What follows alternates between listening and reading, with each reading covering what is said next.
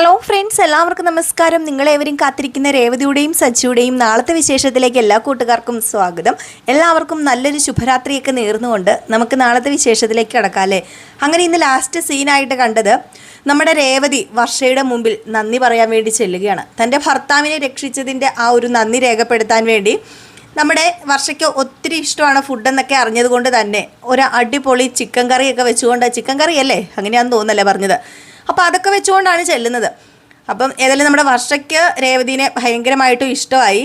അങ്ങനെ ഏതായാലും രേവതി ആദ്യമായിട്ട് വർഷയോട് ആവശ്യപ്പെട്ടത് വേറെ ഒന്നുമല്ല, എനിക്ക് ഡബ്ബിംഗ് സ്റ്റുഡിയോ ഒന്ന് കാണണം, ഞാൻ ഇതുവരെ കണ്ടിട്ടില്ല, അതിനിപ്പോൾ എന്താ കാണിക്കാമല്ലോ, ഇത് കഴിച്ചിട്ട് മതിയല്ലോ, കഴിച്ചിട്ട് കാണിച്ചാൽ മതിയല്ലോ എന്ന് പറഞ്ഞപ്പോൾ അത് മതിയെന്ന് പറഞ്ഞു. അങ്ങനെ നമ്മുടെ വർഷ കഴിച്ചുകൊണ്ടിരിക്കുകയാണ്. അങ്ങനെ കഴിച്ചുകൊണ്ട് ഇരിക്കുന്നത് നോക്കിയിരിക്കുന്ന ആ ഒരു ഭാഗമാണ് നമ്മൾ ലാസ്റ്റ് സീനായിട്ട് കണ്ടതല്ലേ. അങ്ങനെ പിന്നെ കാണാൻ പോകുന്നത്, അതായത് നാളെ തുടങ്ങുമ്പോൾ തന്നെ കാണാൻ പോകുന്നത് വേറെ ഒന്നുമല്ല, ഭക്ഷണമൊക്കെ കഴിച്ചു കഴിഞ്ഞിട്ട് രേവതിനെയും ശ്രീകാന്തിനെയും കൊണ്ട് നമ്മുടെ വർഷ നേരെ ചെല്ലുകയാണ് ഡബ്ബിംഗ് സ്റ്റുഡിയോയുടെ അകത്തേക്ക്. അങ്ങനെ ഡബ്ബിംഗ് സ്റ്റുഡിയോയുടെ അകത്തേക്ക് ചെന്നപ്പോൾ തന്നെ സത്യത്തിൽ നമ്മുടെ രേവതി ഒന്ന് ഞെട്ടിപ്പോയിട്ടോ. കാരണം ആദ്യമായിട്ട് കാണുന്നതാണ്, ഫസ്റ്റ് എക്സ്പീരിയൻസ് ആണ്. അപ്പോൾ അതുകൊണ്ട് തന്നെ ചുറ്റും മൊത്തത്തിലൊക്കെ ഇങ്ങനെ ഒന്ന് നോക്കി.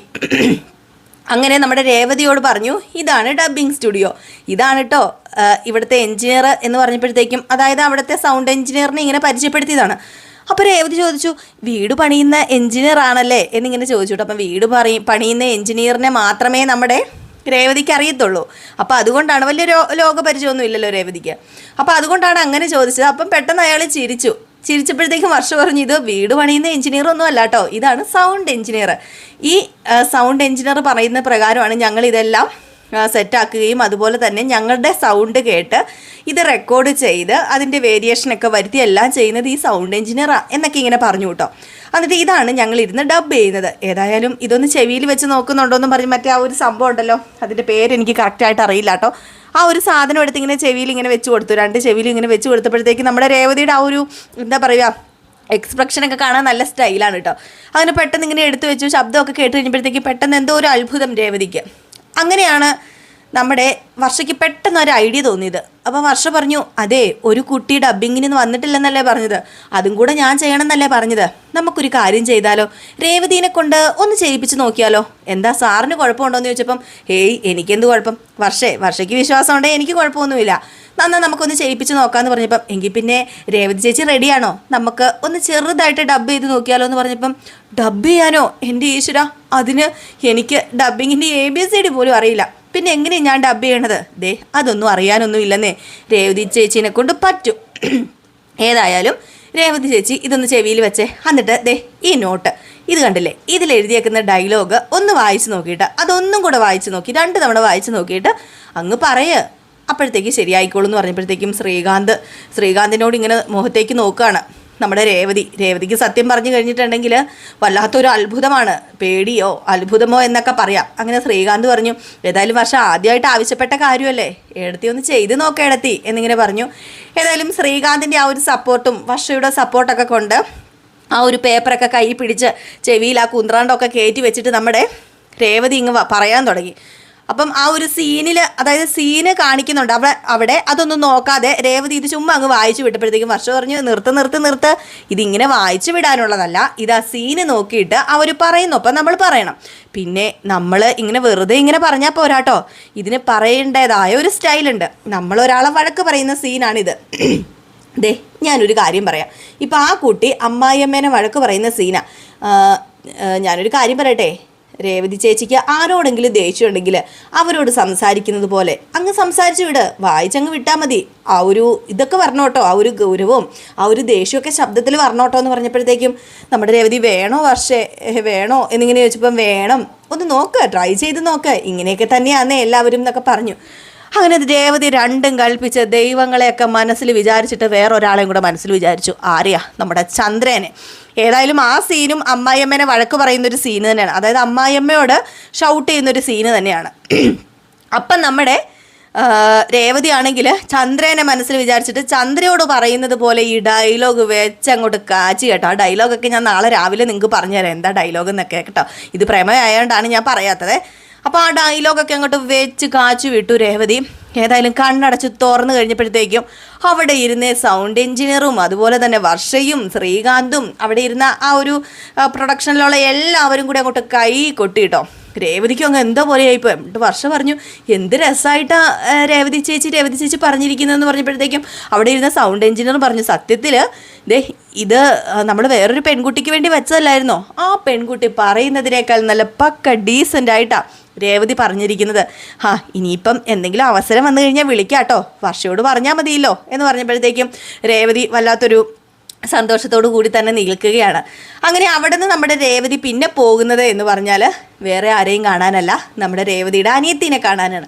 അങ്ങനെ അനിയത്തീനെ കാണാനായിട്ട് പോകുന്നു. അനിയത്തിയോട് ഇങ്ങനെ ഓരോ കാര്യങ്ങളൊക്കെ സംസാരിക്കുകയാണ് കേട്ടോ. അപ്പോൾ അനിയത്തിയോട് വേറൊന്നുമല്ല സംസാരിക്കുന്നത്, നമ്മുടെ രേവതിയുടെ സന്തോഷവും ആ ഒരു ഇതൊക്കെ കണ്ടു കഴിഞ്ഞപ്പോഴത്തേക്കും രേവതിയുടെ അനിയത്തിക്ക് വലിയ സന്തോഷമായി. അപ്പം പറഞ്ഞു, രേവതി ചേച്ചി ഇപ്പം നേരത്തെ പോലെ ഒന്നും അല്ലല്ലോ, ഇപ്പം സച്ചേട്ടനെ കുറിച്ച് വാദോരാതെ സംസാരിക്കുന്നുമുണ്ട്, സച്ചേട്ടനെ കുറിച്ച് നല്ലത് പറയുന്നുമുണ്ട്, ഇപ്പം ലവ് ഒക്കെ ആയി തുടങ്ങിയില്ലെന്ന് പറഞ്ഞപ്പോഴത്തേക്ക് പോടി പെണ്ണേ നിനക്ക് അങ്ങനെ തോന്നുന്നുണ്ടോ എന്ന് ചോദിച്ചു. എനിക്കങ്ങനെ തോന്നുന്നുണ്ട് എന്നിങ്ങനെ രേവതിയുടെ അനിയത്തിയും പറഞ്ഞു. അങ്ങനെ അവർ തമ്മിൽ സംസാരിച്ചുകൊണ്ടിരിക്കുകയാണ്. അങ്ങനെ സച്ചിയുടെ കാര്യങ്ങളും, സച്ചി ഇങ്ങനെ ഒരു കാർ വാടകയ്ക്ക് എടുത്തുന്നു, അതുപോലെ തന്നെ സച്ചി രാവിലെ എണീറ്റ് വിളക്ക് കൊളുത്തി പ്രാർത്ഥിച്ചിട്ടൊക്കെയാണ് പോയത്. ഇപ്പം എന്നോട് ദേഷ്യപ്പെടാറൊന്നുമില്ല. അതുപോലെ തന്നെ അമ്മ എന്നോട് ദേഷ്യപ്പെട്ട് കഴിഞ്ഞിട്ടുണ്ടെങ്കിൽ അതുപോലെ അദ്ദേഹം ചൂടാകുകയൊക്കെ ചെയ്യുമെന്നൊക്കെ ഇങ്ങനെ പറഞ്ഞു. അപ്പോൾ ഇവരിങ്ങനെ സംസാരിച്ച് ചിരിച്ച് കളിച്ചുകൊണ്ടിരുന്നപ്പോൾ പെട്ടെന്നൊരു വണ്ടി വന്നങ്ങ് നിന്നു. നമ്മുടെ ഗജാനന്ദനാണ് കേട്ടോ. അപ്പം ഗജാനന്ദന് വന്ന് നിന്നത്, എന്താടി പെണ്ണുങ്ങളെ റോഡിൽ കിടന്നൊരു ചിരിയും കളിയും, അല്ല നിൻ്റെ കെട്ടിയോൻ്റെ വണ്ടി പോയി എന്നൊക്കെ പറയുന്നത് കേട്ടല്ലോ, നിൻ്റെ കെട്ടിയോന് എന്തോ മറ്റേ ബിസിനസ്സൊക്കെ ഉണ്ടെന്ന് പറയുന്നത് കേട്ടല്ലോ, എന്നിട്ട് എന്തോ പറ്റി, എന്നിട്ട് നീ ഇവിടെ ഇരുന്ന് കളിച്ചോണ്ടിരിക്കുകയാണോ എന്നൊക്കെ ഇങ്ങനെ ചോദിച്ചു കഴിഞ്ഞപ്പോഴത്തേക്കും സത്യം പറഞ്ഞു കഴിഞ്ഞാൽ നമ്മുടെ രേവതിക്ക് പറ്റിയ രേവതി നോക്കിയിരുന്നൊരവസരം തന്നെയായിരുന്നത്. രേവതി അങ്ങോട്ട് ചെന്നു ഗജാനന്ദൻ്റെ മുന്നിലേക്ക്. എന്നിട്ട് പറഞ്ഞു, നീ എന്താടാ വിചാരിച്ചത്, ഓലപ്പാമ്പ് കാണിച്ച് ഞങ്ങളെ പേടിപ്പിക്കാമെന്നോ? ഒരിക്കലും എൻ്റെ ഭർത്താവ് നിൻ്റെ ഓലപ്പാമ്പ് കണ്ടിട്ട് പേടിക്കുന്ന ആളല്ല, അറിയാലോ, നിന്നെ എല്ലാവരുടെയും മുമ്പിലിട്ട് ഇഞ്ചിഞ്ചായിട്ട് തല്ലിയില്ലേ, എന്നിട്ട് നിനക്ക് ഇതുവരെ നിനക്ക് സൂക്കേട് തീർന്നില്ലല്ലേ? ഞാനൊരു കാര്യം പറയാം, എൻ്റെ ഭർത്താവ് ഇതുവരെ അറിഞ്ഞിട്ടില്ല, ഇത് ചെയ്തതെല്ലാം നീയാണെന്ന് ഞങ്ങൾക്ക് നന്നായിട്ട് അറിയാമെന്ന് പറഞ്ഞു. അപ്പോഴത്തേക്ക് നമ്മുടെ ദേവും പറഞ്ഞു, അതെ സച്ചേട്ടൻ അറിയാം ഇത് ചെയ്തത് നീ തന്നെ, സോറി സച്ചേട്ടൻ അറിയാമെന്നല്ല, സച്ചേട്ടൻ അറിയില്ല ഇത് ചെയ്തത് നീയാണെന്ന്, പക്ഷേ ഞങ്ങൾക്കറിയാം, ഞങ്ങളത് കണ്ടുപിടിച്ചു, അതിൻ്റെ തെളിവ് സഹിതം ഞങ്ങളുടെ കയ്യിലുണ്ട്. ഇത് സച്ചേട്ടൻ്റെ കൈ കൊടുത്താലേ എൻ്റെ പൊന്ന് ഗജാനന്ദ നിൻ്റെ ഗതി അങ്ങ് പരലോകത്തായിരിക്കും. പിന്നെ ഞാനൊരു കാര്യം പറയാം, എൻ്റെ ചേച്ചിയുടെ ഭർത്താവിനെ ജയിലിൽ വിടാൻ ഞങ്ങൾക്ക് തീരെ താല്പര്യമില്ല, അതുകൊണ്ടാണ് ഞങ്ങളിത് പറയാത്തതെന്ന് പറഞ്ഞപ്പോൾ രേവതിയും പറഞ്ഞു, എൻ്റെ ഭർത്താവിനെ ഞാൻ ദൈവത്തിൻ്റെ സ്ഥാനത്താണ് കാണുന്നത്, എൻ്റെ ഭർത്താവിനെ ഞാൻ അത്രമാത്രം സ്നേഹിക്കുന്നുണ്ട്, അദ്ദേഹം ജയിലിൽ പോകാൻ ഞാൻ ആഗ്രഹിക്കുന്നില്ല, അതുകൊണ്ട് മാത്രമല്ല നിന്നെ പേടിച്ചിട്ടല്ലടാ പറയാത്തത് ഗജാനന്ദ എന്നൊക്കെ പറഞ്ഞ് നമ്മുടെ രേവതി അങ്ങോട്ടങ്ങ് വെല്ലുവിളിച്ചു കേട്ടോ. ഏതായാലും സത്യത്തിൽ നമ്മുടെ ഗജാനന്ദൻ നിന്നങ്ങോട്ട് ഉരുകിപ്പോയി. രേവതി അത്രമാത്രം കേട്ടോ ഷൗട്ട് ചെയ്ത്. ആ ഷൗട്ട് ചെയ്ത രീതിയൊക്കെ ഞാൻ നാളത്തെ ഫുൾ വിശേഷത്തിൽ പറയാം കേട്ടോ. ഡയലോഗ് സഹിതം നമുക്ക് വെച്ചടിച്ചു വിടാം, നാളത്തെ ഫുൾ വിശേഷത്തിൽ പറയാം. ഏതായാലും എൻ്റെ മാസ് ഡയലോഗൊക്കെയാണ് നമ്മുടെ രേവതി പറയുന്നത്. ഇത് കേട്ടതും നിന്ന് വെന്ത് ഉരുകി തീർന്നു പോയി, ഭൂമിയിൽ നിന്ന് അങ്ങ് താഴേക്കങ്ങ് പോയാൽ മതി എന്ന് നമ്മുടെ ഗജാനന്ദന് തോന്നി. അപ്പം ഗജാനന്ദൻ്റെ കൂടെ വേറെ ഒരാളും കൂടെ ഉണ്ടായിരുന്നു, കൂട്ടാളി ഉണ്ടായിരുന്നു. എന്നിട്ട് പറഞ്ഞിട്ട് രേവതിയും ദേവും കൂടി ഇതങ്ങ് പറഞ്ഞിട്ട് പോയി കേട്ടോ. അപ്പം നമ്മുടെ ഗജാനന്ദൻ്റെ കൂട്ടാളി പറഞ്ഞു, ശോ ഇതെന്താ ഇങ്ങനെ, എൻ്റെ പൊന്ന് മുതലാളി എന്നല്ല കേട്ടോ, ബോസ് എവിടെ ചെന്നാലും തോൽവിയാണല്ലോ എന്ന് പറഞ്ഞപ്പം അടുത്ത് നിന്ന് അവൻ്റെ കാരണക്കുറ്റി ഒരൊറ്റ അടി അങ്ങോട്ട് കൊടുത്തു. വേറെ നിവർത്തിയില്ല ഗജാനന്ദന്, അതേ ചെയ്യാൻ പറ്റത്തുള്ളൂ, ദേഷ്യം എങ്ങനെയെങ്കിലും ഒക്കെ തീർക്കണ്ടേ. അങ്ങനെ ഗജാനന്ദൻ ആകപ്പാടെ ചമ്മി നാറി ചൂളി പോകുന്നൊരു രംഗം. പിന്നെ കാണിക്കുന്ന സീനെന്ന് പറഞ്ഞാൽ നമ്മുടെ ശ്രുതിയും അതുപോലെ തന്നെ സുധിയും ഭാമയും ചന്ദ്രയൊക്കെ ഡ്രസ്സൊക്കെ എടുത്തിട്ട് വന്നു. അപ്പോൾ ഡ്രസ്സൊക്കെ എടുത്തിട്ട് നേരെ വീട്ടിലേക്കാട്ടോ വന്നത്. അപ്പോൾ ഈ ഡ്രസ്സൊക്കെ അങ്ങോട്ട് നിരത്തി വെച്ചു, സ്വർണ്ണാഭരണങ്ങളൊക്കെ അങ്ങ് നിരത്തി വെച്ചിട്ട് നമ്മുടെ ശ്രുതിനെ കൊണ്ട് എല്ലാം ചുമ്മാ ഒന്ന് വെപ്പിച്ചൊക്കെ നോക്കുകയാണ്. ഏതായാലും ഈ സാരി തന്നെ ഞാൻ പ്രതീക്ഷിച്ചത്, എനിക്ക് ഈ സാരി ഒരുപാട് ഇഷ്ടമായി, എൻ്റെ മരുമകളെ പോലെ തന്നെ എനിക്ക് ഒത്തിരി ഇഷ്ടമായി ഈ സാരി, അതുകൊണ്ടാണ് ഞാനിത് തന്നെ എടുത്തത്. ഏതായാലും ഇതെടുക്കാൻ വേണ്ടി വേറൊരു കൂട്ടർ അവിടെ വന്നായിരുന്നല്ലോ, അവരെയൊക്കെ തട്ടി മാറ്റിയിട്ട് ഈ സാരി ഞാൻ എടുത്തത് എന്തിനാണെന്ന് അറിയാമോ? മോളെ ശ്രുതി, ഇത് നിനക്ക് നന്നായിട്ട് ചേരുന്നുണ്ട്, അതുകൊണ്ടാണ്. അല്ല നിനക്ക് ഡ്രസ്സ് ഇഷ്ടപ്പെട്ടോ എന്നിങ്ങനെ ശ്രുതിയോട് ചോദിച്ചു കേട്ടോ നമ്മുടെ ചന്ദ്ര. അപ്പോൾ ശ്രുതി പറഞ്ഞു, ആ എനിക്കും ഇഷ്ടമായമ്മേ, ഇത് ട്രയൽ കൊടുത്ത് നോക്കിയില്ലായിരുന്നോ ശ്രുതി, അപ്പം തന്നെ അതെനിക്ക് ഇഷ്ടമായി എന്ന് പറഞ്ഞപ്പോഴത്തേക്ക് ചന്ദ്ര പറഞ്ഞു, എടാ പൊട്ടാ, ഞാൻ ശ്രുതിയുടെ കാര്യമല്ലടാ ചോദിച്ചത്, നിൻ്റെ ഡ്രസ്സ് നിനക്ക് ഇഷ്ടപ്പെട്ടോ എന്നാണ് ഞാൻ ചോദിച്ചതെന്ന് പറഞ്ഞു.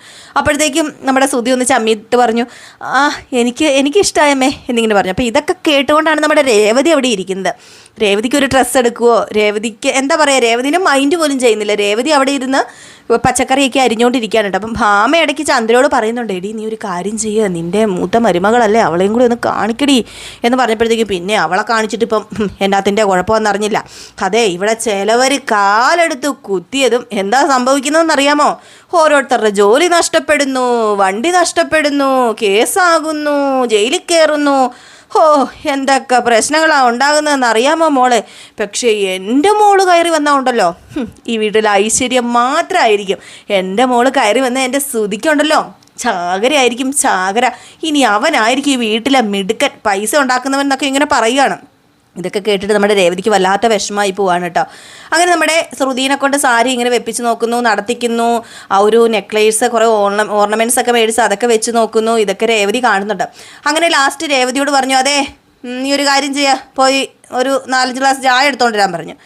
നമ്മുടെ രേവതി ഒന്ന് നോക്കി. എന്നിട്ട് രേവതി നേരെ പോയി ചായ എടുക്കാൻ. വേലക്കാരിയാണല്ലോ, വേലക്കാരിനെ പോലെയാണല്ലോ അവിടെ നിർത്തിയേക്കുന്നത്. അപ്പോൾ പിന്നെ പറയുന്നതൊക്കെ ചെയ്യണമല്ലോ. പോയി ചായയൊക്കെ എടുത്തുകൊണ്ടൊന്ന് കൊടുത്തു. ചായയൊക്കെ കുടിച്ച് കഴിഞ്ഞപ്പോഴത്തേക്കും, പിടിക്കുക, ഈ സാരി എനിക്കൊന്ന് മടക്കി വെക്കണം എന്ന് പറഞ്ഞ് നമ്മുടെ രേവതിനെ കൊണ്ട് ആ സാരി പിടിപ്പിക്കുക. അപ്പോൾ സാരിയുടെ തുമ്പൊന്ന് വിട്ടുപോയപ്പോൾ, അതെ ഇത് നിനക്ക് ഉടുക്കാവുന്ന പോലത്തെ വില കുറഞ്ഞ സാരിയൊന്നുമല്ല, ഇത് ലക്ഷങ്ങൾ വിലമതിപ്പുള്ള സാരിയാണ്, മര്യാദയ്ക്ക് പിടിക്കാൻ പറഞ്ഞു.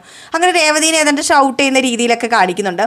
ഇതൊക്കെ കഴിഞ്ഞ് നമ്മുടെ രവീന്ദ്രൻ വരുന്നു. രവീന്ദ്രൻ വന്ന് ഉടനെ തന്നെ ശ്രുതി യാത്രയൊക്കെ പറഞ്ഞിട്ട് പോയിട്ട് ശ്രുതിയും ശ്രുതിയുടെ കൂട്ടുകാരിയും പോയി. അപ്പോഴത്തേക്കും രവീന്ദ്രന് വല്ലാത്തൊരു സംശയം, ഈ ആഭരണങ്ങളൊക്കെ കണ്ടു കഴിഞ്ഞപ്പോൾ ഇതൊക്കെ എവിടെന്നാ, ഇതിനുള്ള പൈസ എവിടെന്നാ. അപ്പം പെട്ടെന്ന് ചോദിച്ചു രവീന്ദ്രൻ, അല്ല നീ ഇതൊക്കെ മേടിക്കാൻ ഇതിൻ്റെ പൈസ എവിടെ നിന്നാണ് എന്ന് ചോദിച്ചപ്പോഴത്തേക്കും ചന്ദ്ര പറഞ്ഞു, അത് പിന്നെ ഞാനിത് കടം മേടിച്ചതെന്ന് പറഞ്ഞു.